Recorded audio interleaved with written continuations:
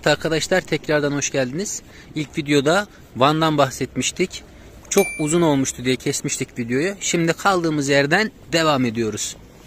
Baktığınız zaman şu anda 2 Nisan Caddesi'ndeyiz. Hemen hemen Van'ın en lüks caddesi diyebiliriz. Cadde boyunca kafeler artı barınma ihtiyacını giderebilecek siteler mevcut. Hala şöyle şehir depremden sonra tekrardan yenilendiği için yeni binalar da yapılmaya devam etmekte. Hayatım, bu caddede mesela bir ev kirası ne kadar baktığın zaman? Bu cadde Van'ın en lüks caddesi olduğu için burada kiralarda 1500'den başlıyor, 4000 liraya 5000 liraya kadar gidiyor. Artık tuttuğunuz dairenin özelliğine göre değişiyor.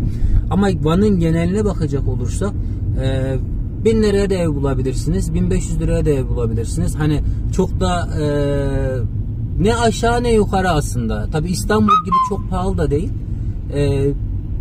Normal diğer doğu illeri gibi yani. Evet, hani her keseye uygun hemen hemen ev bulabilirsiniz. Özellikle bekar gelecek arkadaşlar için mesela eşyalı, dayalı döşeli evler de mevcut aynı zamanda. Sadece hani kendi kişisel eşyalarınızı alıp gelebilirsiniz. Şöyle bir durum var mesela, buranın ilçesi var Edremit diye. Depremden sonra oraya Edremit TOKİ'leri yapmışlar. Ondan sonra ayrıyetten Erenkentler var, Erenkent TOKİ'ler var. Bir iki TOKİ daha var burada. Orada kiralar 500 lira, 600 lira. Ama şehre, merkeze mesafesi 15-20 dakika. Şimdi büyük şehirde yaşayan bir adam için 1 saat, 1,5 saat yol gidip gelen adam için 15 dakika hiçbir şey değil. Ama şöyle bir durumu var. Oralarda biraz mahrumiyet bölgesi. Evet, yani hani şöyle söyleyeyim, şehir merkezinden uzak. 15-20 dakika var ama şehir merkezi kadar hareketli değil işin açıkçası. Ama tercih edilebilir mi? Uygun ev kiraları açısından tercih edilebilir. O size kalmış bir durum sonuçta. Bunun dışında merkez ve ilçeler arasındaki farklara bakacak olursak eğer, hemen hemen burada yaşayan, özellikle ilçelerde yaşayan memur kesim hafta sonları merkeze rahatlıkla gelebilmekte. Değil mi hayatım? Evet. Burada istedikleri sosyal aktiviteyi gerçekleştirebilmekteler. Tabii ki hani ilçeler bakıldığında merkeze kadar, merkez gibi daha doğrusu hareketli ya da bu kadar gelişmiş değil. Ama yine de merkeze yakınlıkları açısından git gel yapabilirsiniz. Evet, mesela Gevaş'ta oturup merkeze çalışmaya gelen de var. Burada sınır kapısında görev yapıp gümrükten buraya 1 saat yol gidip gelen de var. O tamamen sizin tercihinize kalmış bir durum. Aynen. Sonuç olarak büyük şehirlerde, şehir içerisinde ulaşıma baktığınız zaman 1 saate alan ulaşımlar gerçekleşebiliyor. Evet. Bakıldığında yani. Evet, öyle bir şey var.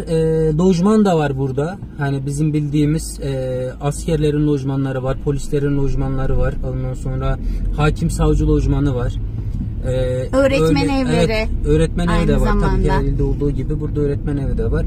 Hani kalmak isteyen arkadaşlar onlardan da faydalanabilirler tabii. Evet. Bunun dışında mesela buraya arabasıyla gelecek insanlar için tutki arabaları bozuldu. Bir sıkıntıları oldu. Sanayi durumu nasıl baktığında? Sanayi durumu tabii bir Bursa sanayisi gibi, ondan sonra Antalya sanayisi gibi, Antep sanayisi gibi değil. Şimdi biraz eğri oturup doğru konuşmak var. Sanayisi çok iyi ustalar da var. Ama işini yapamayacak insanlar da var. Yani işini bilene gideceksin. Burada sanayiye gidecekseniz muhakkak birinden tavsiye alıp birinin bildiği bir ustaya gitmeniz gerekiyor. Bizim arabada bir sıkıntı çıkmıştı. Ben onu 3 tane yere götürdüm, yapamadılar. Sonra abinin biri sağ olsun, onun tavsiyesiyle bir yere gittik. Adam yarım saatte 3 ustanın halledemediği işi tek başına halletti.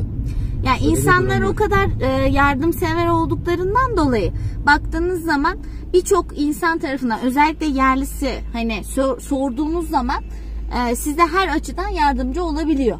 Evet. Yani insanlar o konuda çok iyi. Evet. Hani normal bazen arkadaşlar geliyorlar, biz de şaşırmıştık. Merhaba demeniz yetiyor yani baktığınızda. Aynen. Bazen arkadaşlar da geliyorlar, diyorlar ki ya ne kadar iyiymiş buranın insanları. Hemen yardım etmeye çalışıyorlar. Bir derdimiz varsa bizimle dertleniyorlar. Hani o konuda biz Van insanını çok seviyoruz. Aynen öyle.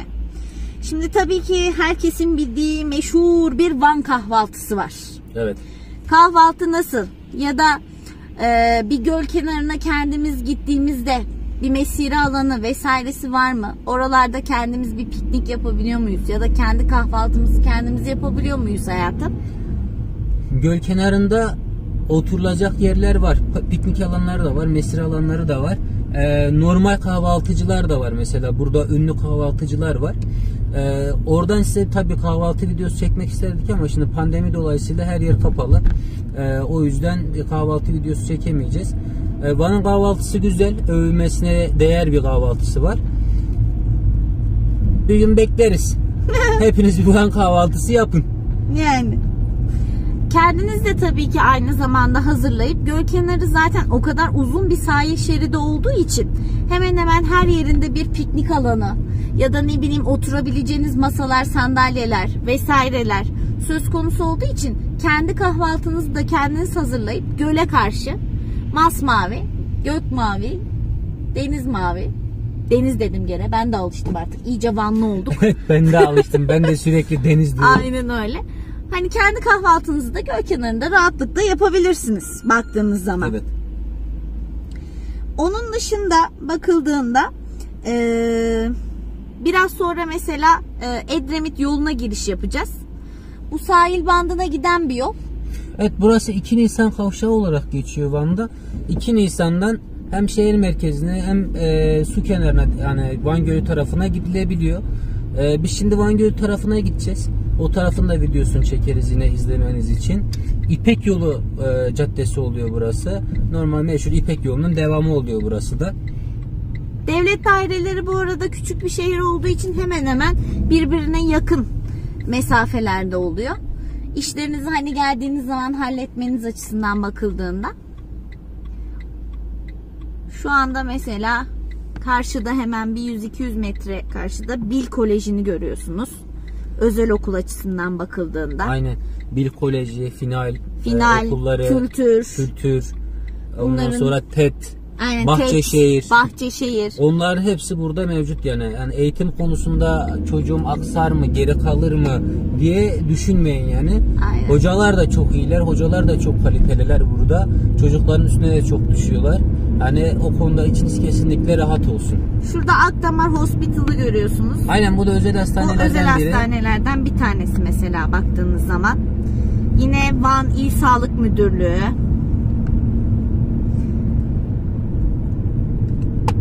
Burada mobilyacılık konusunda da bayağı bir mağaza var. Yani evinizi istediğiniz gibi dizebilirsiniz. Yani isterseniz hani evinizi kendiniz hani dizip buradan dizebilirsiniz. Ya da ne bileyim buraya geldiğinizde özellikle hani şahsen bekarsanız çok fazla eşya getirmenize gerek yok. Eşyalı bir ev tutmanız bile sizin için yeterli olacaktır. Biz şimdi Van Gölü tarafına gidiyoruz. Tabii izin günümüz. Sıkıldık biraz. Evet. Pandemi de var. Kendi Biraz. aracımızda herkesten uzak, sosyal mesafeli bir şekilde Van Gölü kenarında oturup bir film açıp izlemeyi düşünüyoruz. Kahve eşliğinde tabii evet, ki. Tabii ki kahve eşliğinde. Siz de böyle aktiviteler yapabilirsiniz tabii ki buralara gelince. Yani Van'da sıkılmanız pek mümkün değil diyebiliriz. Demeyebiliriz. Demeyebiliriz. Çünkü şu var. Aslına bakarsanız hani bir yeri insan için yaşanılabilir kılan yine insanın kendisi. O yüzden buraya geldiğinizde arkadaş edinmeniz vesaireniz sizin için tabii ki daha eğlenceli hale getirir burayı. Her yerde olduğu gibi tabii ki. Aynen öyle. Her yerde olduğu gibi. Sadece burası için değil. O zaman şimdilik hoşça kalın diyoruz. Aynen, bir dahaki videoda görüşmek üzere. Bu bizim ilk videomuz. Biraz tabii acemiliğimiz olmuş olabilir. Sürçülisan ettiysek affola şimdiden. Aynen, elimizden geldiği kadar bir şeyler anlatmaya, aklınıza takılan, genelde buraya gelmek isteyen insanların ondan sonra bize sormuş oldukları soruları bir derleme yapmış olduk. Bir dahaki seferlerde daha farklı videolar çekmeyi düşünüyoruz. Yine aklınıza gelen videolar olursa bize şey yapın, ne de onun adı, yorum olarak yazın. Ya da aklınıza takılan, bizim cevaplamadığımız bir soru varsa sorularınızı da yazabilirsiniz. Evet. Bu şekilde bir bilgilendirici video yapmak istedik herkes için. Şimdilik hoşça kalın. Aynen. Bu arada yorum yapıp abone olmayı da unutmayalım. Klişe. Bir sonraki videoda belki de Van Gölü kenarını gösteririz. Ne dersin? Olabilir. Aynen öyle. Sürpriz. Görüşmek üzere. Hoşça kalın.